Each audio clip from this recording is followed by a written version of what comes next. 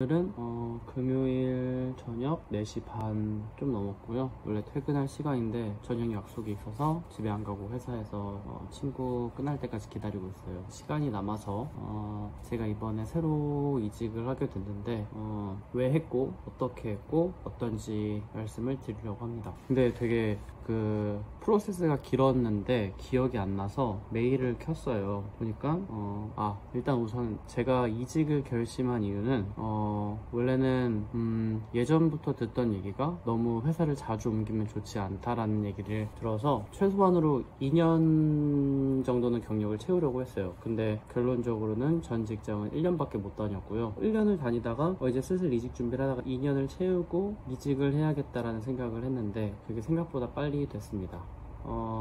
우선 이직을 해야겠다고 생각한 이유는 제가 그 전에 다니던 회사는 반도체 장비에 들어가는 온도 센서를 만드는 회사예요. 그래서 거기서 테스트 엔지니어로 일을 했는데 그래서 하드웨어 테스팅도 하고 소프트웨어 테스팅도 하는 역할이었죠. 그런데 요즘에 소프트웨어가 되게 핫하잖아요. 그래서 소프트웨어 쪽으로 테스팅 엔지니어로를 찾아보니까 연봉이 더 높더라고요. 앞자리가 달랐습니다. 그래서 점점 이렇게 좀 옮겨가야겠다라는 생각을 하던 중에 이런 생각을 했어요. 왜냐면은 제가 이번에 온 회사 말고 전에 1년 다닌 회사 이전에도 캐나다 첫 회사가 2년을 다녔었는데 그 다음 직장을 구할 때 관련이 없다고 잘 안 쳐주는 느낌이 들더라고요. 그래서 생각을 했던 게 난 어차피 나중에 소프트웨어 인더스트리로 가고 싶은데 그쪽 경력을 1년 쌓는다고 나중에 이게 도움이 될까라는 생각을 했고, 또 여기서 내가 더 배울 게 있나라는 생각을 했는데 물론 배우는 게 있지만 소프트웨어랑 관련 없는 것들을 배우겠죠. 그래서 필요 없다는 굳이 1년을 더 채우지 않아도 되겠다라는 생각에 이력서를 막 넣기 시작했습니다. 근데 저는 딱히 뭐 스킬셋이 있는 게 없습니다. 그래서 이력서를 열심히 뿌렸고, 이번에 온 게 캐나다에서 세 번째 직장인데 첫 번째 회사, 두 번째 회사 다 돌아보면은 이력서를 양껏 뿌렸습니다. 인디드에서 관련된 회사를 다 찾고, 그냥 사실은 원래 이력서 하나하나 고쳐야 되잖아요. 근데 저는 막 뿌렸어요. 그래서 보니까 제가 2021년 10월 10일에 요새 지원을 했더라고요. 지금 매일 검색해보니까 알았어요. 그리고 일주일 뒤에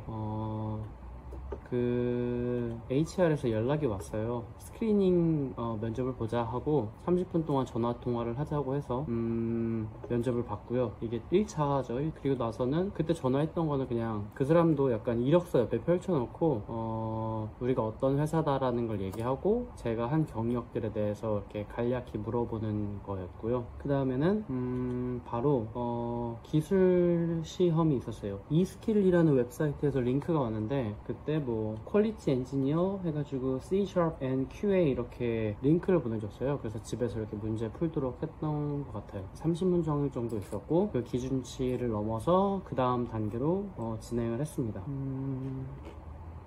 찾질 못하겠네요. 그리고 그러니까 10월 18일 스크리닝 21일날 시험 생각났다. 다시 그러니까 10월 10날 지원을 했고 10월 18일날 연락을 받아서 스크리닝 미팅을 한 다음에 e스킬 시험을 봤어요. 근데 그게 제가 원래 하던 조금 아는 랭귀지가 파이썬이라는 건데 거기서는 이 회사는 C샵을 쓴다고 C샵으로 시험을 반드시 보라고 하더라고요. 그래서 나 그거 잘 모르는데 시간을 좀 달라 했더니 3일을 줬어요. 그래서 3일 공부하고 22일 날인가 시험을 봤습니다. 그리고 그 다음 주에 또 한 3시간짜리 면접이 잡혔는데 3번의 면접이 이렇게 연속적으로 있었어요. 그래서 첫 번째 오전 9시부터 12시까지 본 걸로 기억하는데 9시에 인사팀 직원이랑 1시간 정도 그냥 면담 겸 인터뷰하고, 그 다음 1시간은 팀 리드랑 기술 면접을 봤는데 실제로 진행했던 게 거기서 버추얼 머신을 하나 띄워놓고 제가 여기서 접속할 수 있게 해서 그 프로그램에 버그를 하나 심어놔가지고 버그를 찾아라 라는 게 있었습니다. 간단한 문제들 몇 개 있었고, 그리고 마지막은 실무 팀원들과의 만남이라고 해서 약간 팀원들이 한 5-6명이었던 것 같은데 그 5-6명을 다 채팅방 하나에 넣고 얘기를 하게끔 했어요. 근데 그거는 평가랑 관련 없고 그냥 약간 서로 어떤 사람인지 아는 그런 시간이었고, 그러고 나서 그리고 나서 뭐 PSIU라는 MBTI 같은 테스트가 있었어요. 그거를 시켰고, 근데 이것도 약간 그 회사에서 찾는 사람과 회사에서 원하는 사람과 내가 매칭하는지를 보는 건데, 그게 좀 약간 MBTI보다 단순한 시험이라서 되게 질문의 의도가 보였어요. 그래서 보면은 그 4개의 그 학문이 나오는데, 고르는 게 우선순위를 두어라. 난 제일 이런 사람이다. 딱 그게 보였던 게, 하나는 약간 리더형, 그리고 또 하나는 그냥 직원, 말 잘 듣는 사람, 팔로워 같은 거, 그리고 하나는 크리에이티브한 거, 창의적인 사람, 또 하나는 관계 지향적인 사람. 4개가 딱 보이는 거야. 그래서 나는 일단은 좀 의도적으로 크리에이티브를 제일 마지막으로 보내고, 그리고 제일 우선은 그냥 팔로워인 거를 제일 많이 찍고 1순위에 많이 했고, 두세 번째는 그 관계 지향, 그리고 리더, 그렇게 했더니 나중에 결과를 봤는데 그래도 회사가 원하는 거랑 매칭이 좀 됐더라고요. 그렇게 온라인으로 그걸 한 번 더 보고 나서 그 다음에 한 번 더 다음 주인가 또 면접이 또 잡혔어.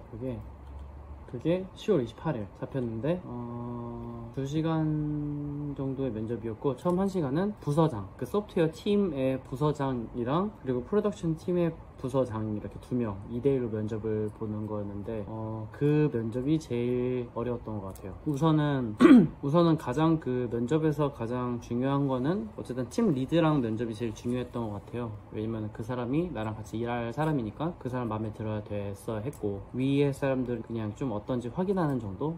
이지만 이 2명의 사람들은 한 50대 정도 되는 엔지니어들인데, 약간 포스가 좀 달랐고 좀 편하게 해줬지만, 그리고 나서 그 사람 다음에 본 게 제너럴 매니저. 제너럴 매니저가 뭐 간단한 얘기 하다가 기억나는 질문이 하나가 있었는데, 모두가 진리라고 생각하는데 너는 그렇지 않다고 생각하는 게 있느냐 라고 물어보더라고요. 근데 이런 질문을 항상 하는 것 같아, 그 사람이 면접 볼 때마다. 근데 다 나 같은 비슷한 반응을 보이니까, 예를 들면 이라고 이렇게 설명을 해주더라고요. 그 얘가 뭐였지? 얘도 잊어먹었다. 근데 저는 그런 생각을 안 하면서 살거든요. 근데 그냥 뭔가 사람들이 다 이렇게 믿고 살아오면은 저는 그냥 그건 그거니까 라고 그냥 살아가는 편인데, 왜 약간 백신 같은 것도 그렇잖아요. 보면은 주변에 한두 명 정도 안 맞는 사람이 있어. 저도 전 회사에서 옆에 있던 박사랑 매니저가 백신 위험하다고 안 맞고 있었어요. 그런 것처럼 뭔가 약간 사회에서 이렇게 다 같이 맞다고 얘기하는 거 혼자 아니라고 하는 사람들이 있는 거죠. 근데 저는 완전 80% 이상이 예스라고 하면 저도 그냥 예스라고 하는 사람이라서 그런 게 진짜 없는데, 뭐라도 얘기를 해야 되잖아요. 면접에서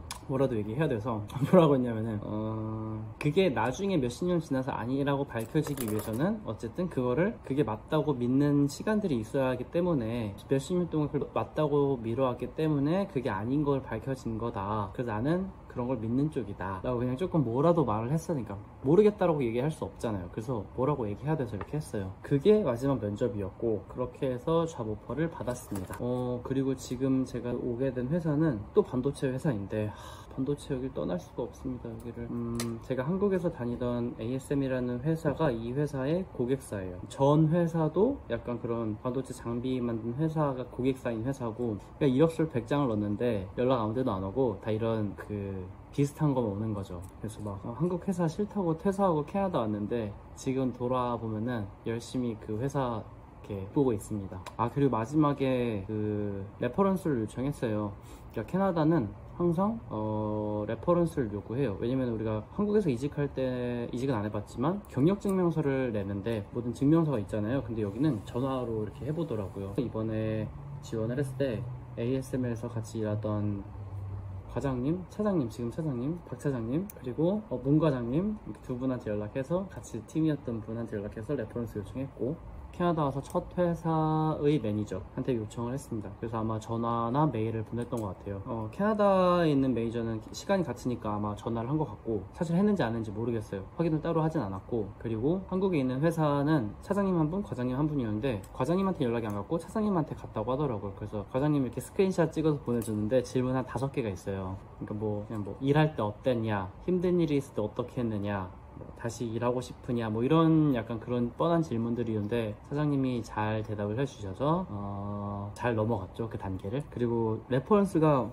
진짜 중요한 게, 이번에 온 회사도 그렇고 전 회사에서도 레퍼런스를 요청했어요. 그래서 그 차장님이 또 레퍼런스를 해주셨습니다. 그 사장님은 원래 좀 저한테 장난 많이 치고 막 하시는 분인데 이럴 땐 또 이렇게 진지하게 해주셔서 잘 넘겼죠. 그리고 나서 잡 오퍼를 받은 것 같아요. 이번에 대학원을 지원을 했는데 거기서도 레퍼런스를 2개를 요구했어요. 그러니까 하나는 교수님 거, 하나는 회사에서의 거를 요구했고 뭐 교수님 레퍼런스는 되게 아카데믹한 거였죠. 얘가 뭐 어떻게 공부를 어떻게 했으며 그런 거였고, 그리고 회사에서의 레퍼런스는 고민을 했어요. 그 차장님한테 부탁할지 아니면 캐나다에 있는 그 매니저한테 부탁할지 고민했는데, 그래도 어쨌든 같은 캐나다에서 있는 사람의 레퍼런스 그리고 매니저 포지션인 사람의 레퍼런스가 더 셀 거라는 생각을 해서 그분한테 부탁을 했고 기꺼이 해주셨습니다. 그리고 연봉 협상 제가 이력서를 100개를 넣었잖아요. 그때 인디드에서 보면은 희망 연봉을 요구를 하는 그런 포스팅이 있고 없는 포스팅이 있어요. 근데 제가 얼마 썼는지 모르죠. 100개를 넣었으니까 뭐 대충 어떤 수를 넣었죠. 물론 전 회사보다 높은 연봉을 썼는데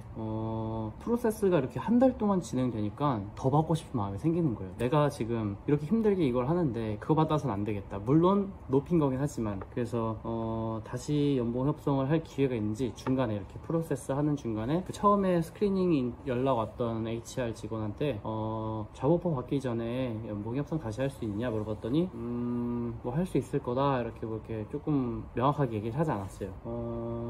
그렇게 해서 뭔가 기다리는데 잡 오퍼가 왔고 그냥 딱 금액이 써 있더라고요. 근데 다행히 제가 그 적어냈던 처음에 지원할 때 지원서를 넣었을 때 적어냈던 금액보다 조금 더 줘서 저는 뭐 그냥 군말하지 않고 예스 하고 받았습니다.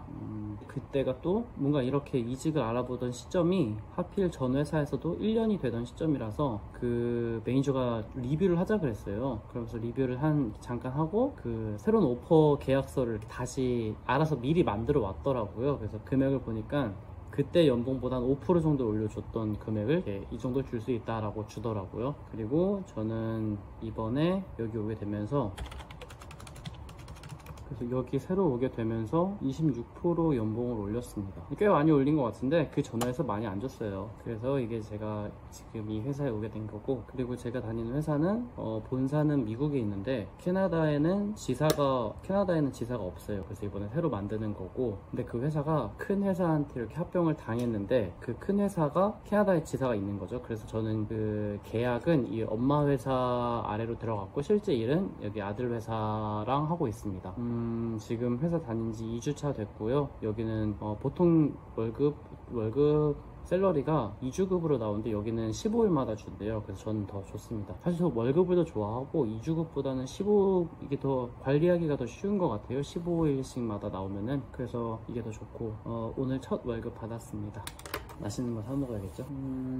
그리고 원래 재택근무였거든요. 100% 재택근무. 그래서 집에다가 이렇게 컴퓨터랑 이런 것도 다 세팅해놨는데 한 두세 달은 회사를 오래요. 출근을 하래요. 사람들도 이렇게 얼굴 보고 하라고. 근데 저 오피스 나왔는데 아무도 안 나오고 있습니다. 저 혼자예요. 맨날 나와서 그냥. 사무실 좀 큰데 혼자 있어요. 그래서 좋아요. 3달 정도는 시간이 빨리 갈 것 같습니다. 일 배우고 하다 보면은 시간이 빨리 갈 것 같은데 그리고 이직에 대해서 제가 처음에 한국에서 처음 ASMR 갔을 때 선배들이 이렇게 크게 어떻게 나누냐에 따라 다르지만 이런 선배가 있었고 저런 선배가 있었는데 두 종류의 선배가 있었어요. ASMR에 10년 다닌 선배, 그리고 이직을 한 5번 넘게 한 선배. 그러니까 한 10년 차 이상 되신 분들, 차장님급이죠. 차장님 중에서는 10년 동안 그냥 ASMR 다니신 분, 또 한 분은 이직을 한 5번 정도 하면서 ASMR 오신 분. 그때 생각으로는 아니 왜 어차피 ASMR에서 이렇게 결국 오래 다닐 거면은 아예 처음에 여기로 오지 왜 이렇게 이직을 많이 하셨을까 라는 생각을 했는데 너무 이해가 됩니다. 저는 한 회사를 2년 이상 다니지 못하는 것 같아요. 뭔가 한 1년 되면 뭔가 약간 조금 다른 걸 하고 싶고, 그래서 이 회사도 물론 입사할 때 여기는 진짜 2-3년 다녀야 된다라는 생각으로 들고 왔는데 또 모르겠어요. 1년만 되고도 그만둘 수도 있고 그 전에 그만둘 수도 있고 평생 직장은 없으니까. 감사한 사람들 너무 많네요. 이제 친구 만날 시간이 돼서 나가봐야겠습니다. 여러분도 편안한 금요일 밤 되세요. 안녕.